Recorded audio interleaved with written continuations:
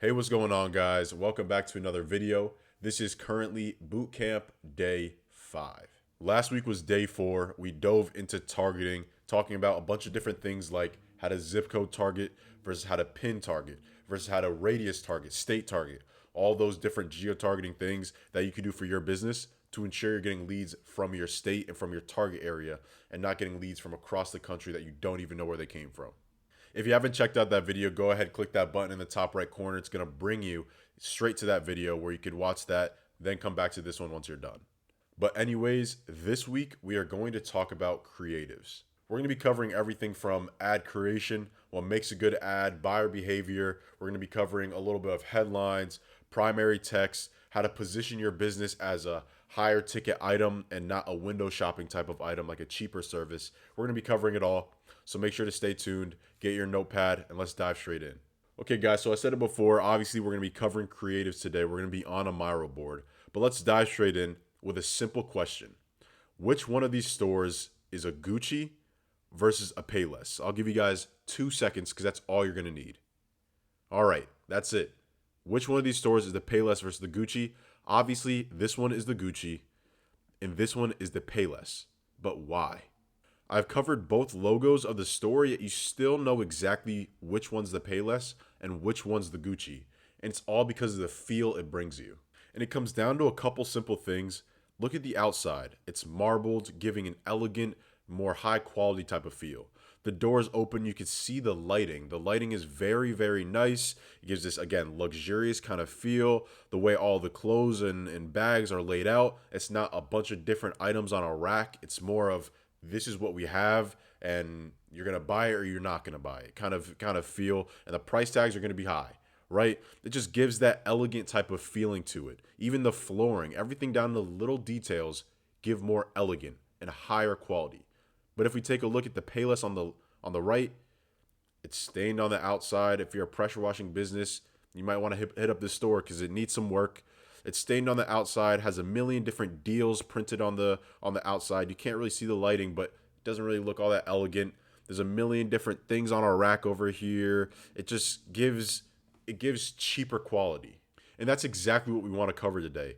How to make your ads feel a little bit more higher quality so you're not getting those window shoppers coming to your business.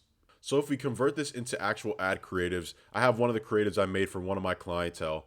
But let's take a look at the left one first. I didn't make this. I took this off of Google.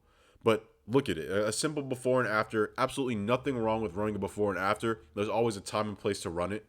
But just look at the difference. I mean, it's a good job. Job well done. Amazing. But it kind of just throws it at you of here's the testimonial. Again, there's a time and place for it. Can you add this to your ad creatives even with your higher quality? Sure. Do creatives like this convert? Sure. But what they're gonna bring in sometimes is those window shoppers. Okay, you've done this job. I'll call this number here for this free estimate, and hopefully you give me a number that's less than $200 for the job. But that's not what you're looking for. But if we move over to the right and take a look at this ad, it's a little bit more elegant. For privacy purposes, I covered his logo, I covered his name, his website, and his phone number, so you guys can't spam him for whatever, even though I don't think you'll do that anyways. But let's just take a little bit of a deep dive into why this creative converted and why it's so good. So one major thing that pops out is the coloring. The eggshell white versus the plain white. The nice colors that go along with his, you guys can't see it, but his website and his logo. The coloring matches. Everything feels uniform and nice. Then if we take a look at these little images, they're high quality pictures, not pictures off of a basic iPhone. Not that that's an issue. If you have good iPhone quality pictures, use them. But if you have the ability to get maybe a person to take pictures for you, amazing as well. But if you take the right images, like this could have been done with an iPhone and it would have the same results if the picture was quality. But it's the in-action window cleaning, roof cleaning and solar panel cleaning, pressure washing, soft washing. It shows off the services, but in a higher quality feel. We can move down to the bottom of the image, talking about long-lasting results, commercial grade equipment and processes, safe, damage-free cleaning, professional, reliable services. This doesn't give cheap, run-of-the-mill Joe Schmo running the services out of his garage with a Amazon $2 window scraper. It gives, this is a quality service So there's going to be a higher cost associated to it. And one big thing you could do is put yourself in the buyer's shoes. If you were scrolling on social media and you saw this on your feed versus this on your feed, which one's going to catch your eye more? And if you are in the business of trying to get someone to power wash your house, who are you going to trust more? This business or this business? And that brings us over to buyer's behavior. So what is buyer's behavior? It's what makes people buy. When someone sees an image, sees an ad on TV, on social media, reads something in a magazine, what makes them want to buy? And this goes with anything from a mall, a coffee shop, versus a car dealership. What psychologically makes people buy? So if we take a look at the first one, scarcity is going to be talking about there's not a lot left. Maybe limited spots for the beginning of spring. Spring special, first 50 people, first 20 houses, first 10 customers are going to get 10% off. Are going to get window cleaning with their house wash, free window cleaning with their house wash.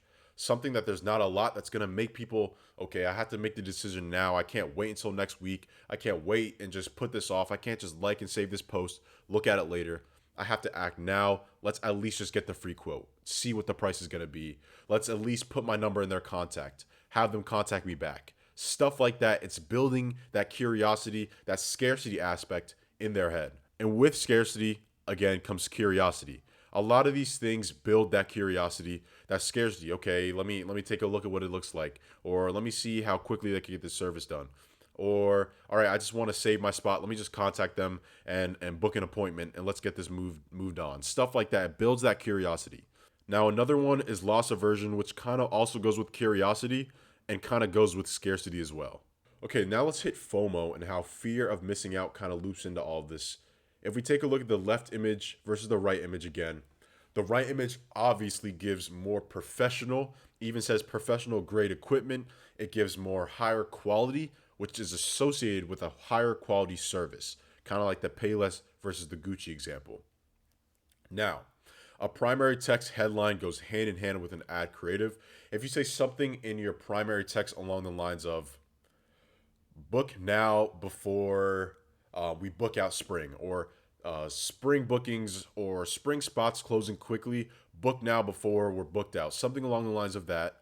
If you put that along with this image right here, do you think people are really thinking you're booking out with this image? They're going to be like, this looks like a cheap service. There's no way they're booking out. I could just wait until later. Or it says book now. They just don't get that urgency feel because they don't feel like this is a business that would book out. They just don't feel that from the business. Versus this, it's like, okay, clearly you have high quality images. You took time to make this ad. It's not like you just threw something up. I believe you. Like, I believe that your business gets a lot of customers. Obviously, I'm interested. So there's definitely a bunch of other people that are interested as well. I don't want to be the one person with a dirty house this year. I'm going to hit that book now. I'm going to hit that get quote. I'm going to hit that sign up button, CTA, to get into your contact list so I can get my house done. Versus this ad just doesn't make me feel that way. I don't get that urgency aspect saying, okay, they're actually going to book out this year. Versus this, like, they've been in business for a while, clearly enough that they have all this stuff in line. I want to work with them. I want to get my house done. I'm already interested, and now I'm seeing this ad. I'm definitely going with this service over this one 1,000,000 times out of 10. Now, the last one we're going to cover is professionalism. This one's super easy. I don't really need to explain much. The left one, super basic. Anybody could do it. Honestly, I can take a picture of somebody's driveway and then come back maybe a year later and it's clean, take another picture, and then just post it up that year and say it's my ad. It's like stuff like that. It's not professional. There's no words on the screen saying safe and damage free. There's nothing saying long lasting results. There's nothing saying commercial grade equipment. You can't tell me that you think this person is the cream of the crop with this type of ad. Versus this ad, I would think this person has been in business for years. They have a huge list of clientele that I need to get in quick, or I'm not going to be able to make that list. If I want to get my house cleaned, I'm going to want to have professional commercial grade equipment that's safe and damage free with long lasting results, reliable service. Like, that's what I want. If I'm going to get my house cleaned, This is what I want. I don't want this guy doing my house. I don't even want him on my property. So that kind of covers what buyer behavior is, why it's important, and if it's not implemented in some way into your ad creative, plus your headline and your primary text, you're losing out on probably thousands of dollars worth of jobs that you can be getting. A little sneak peek into the data aspect that I also want to hit in this video, because these two data points go hand in hand with ad creatives, is your frequency and your CTR. Now, what is frequency? Frequency is telling you how often a potential prospect, not a lead or a job or someone who already signed up, but a potential prospect has seen your ad. So to explain this a little bit further, like if you're scrolling on Instagram, if you're seeing their ad a bunch of times, your frequency is going to be up higher versus if you see their ad one time and never again, your frequency is going to be lower. Now, your frequency is very important. You want to know how often someone sees your ad creative because it can be detrimental to whether you get a million leads that month versus one or two. Now, your CTR, also known as click-through rate, is one of, if not the most important data point to be looking at in all of your ads manager. Obviously, there's a bunch of different ones, a million different ones, 260 different ones to be exact that you can be looking at. But this one is top 10 most important, might even be top 3 most important data points to be looking at. Now, your CTR is explaining how many clicks you're getting, meaning how many people are clicking on your website versus how many people are clicking on your, I don't know if you're doing Messenger or if you're doing maybe lead form, instant lead form, which is the best one to do.